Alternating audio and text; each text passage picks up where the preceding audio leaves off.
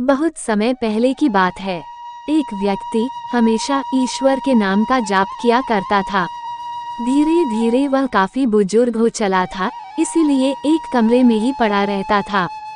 जब भी उसे शौच, स्नान आदि के लिए जाना होता था, वह अपने बेटों को आवाज लगाता था और बेटे ले जाते थे। धीरे धीरे कुछ दिन बाद बेटे कई बार आवाज लगाने के बाद भी कभी कभी आते और देर रात तो नहीं भी आते थे। इस दौरान वे कभी कभी गंदे बिस्तर पर ही रात बिता दिया करते थे। अब और ज्यादा बुढ़ापा होने के कारण उन्हें कम दिखाई देने लगा था। एक दिन रात को निवृत्त होने के लिए जैसे ही उन्होंने आवाज लगाई, तुरंत एक लड़का आता है और बड़े ही कोमल स्पर्श के साथ उनको निवृत्त करवाकर बिस्तर पर लेटा जाता है। अब ये रोज का नियम हो गया।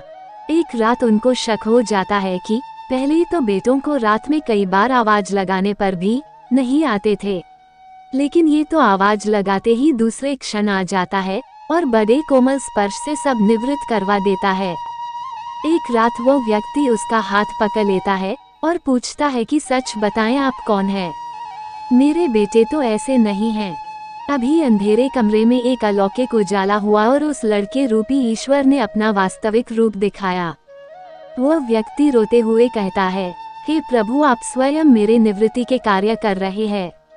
यदि मुझसे इतने प्रसन्न हो तो मुक्ति ही दे दो ना। प्रभु कहते हैं कि जो आप भुगत रहे हैं वो आपके प्रारब्ध है। आप मेरे सच्चे साधक हैं, हर समय मेरा नाम जप करते हैं, इसलिए मैं आपके प्रारब्ध भी आपकी सच्ची साधना के कारण स्वयं कटवा रहा हूँ। व्यक्ति कहता है कि क्या मेरे प्रारब्ध आपकी कृपा से भी बड़े हैं? क्या आपकी कृपा मेरे प्रारब्ध नहीं काट सकती है?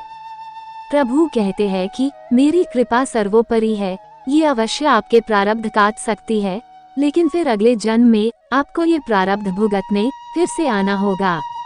यही कर्म नियम है, इसलिए आपके प्रारब्ध मैं स्वयं अपने हाथों से कटवाकर इस जन्म मरण से आपको मुक्ति देना चाहता हूँ। ईश्वर कहते हैं, प्रारब्ध 3 तरह के होते हैं, मंद, तीव्र तथा तीव्रतम। मंद प्रारब्ध मेरा नाम जपने से कट जाते हैं। तीव्र प्रारब्ध किसी सच्चे संत का संग करके श्रद्धा और विश्वास से मेरा नाम जपने पर कट जाते हैं। पर तीव्रतम प्रारब्ध भुगतने ही पड़ते हैं। लेकिन जो हर समय श्रद्धा और विश्वास से मुझे जपते हैं, उनके प्रारब्ध मैं स्वयं साथ रहकर कटवाता हूँ और तीव्रता का एहसास नहीं होने देता हूँ। प्रारब्ध पहले रचा पीछे रचा शरीर। तारांकन, तुलसी चिंता क्यों करे, भज ले श्री रघुबीर। तारांकन, आपको आज के विचार कैसे लगे जरूर बताइए। यदि अच्छे लगे हो तो सब्सक्राइब और लाइक कीजिए। धन्यवाद।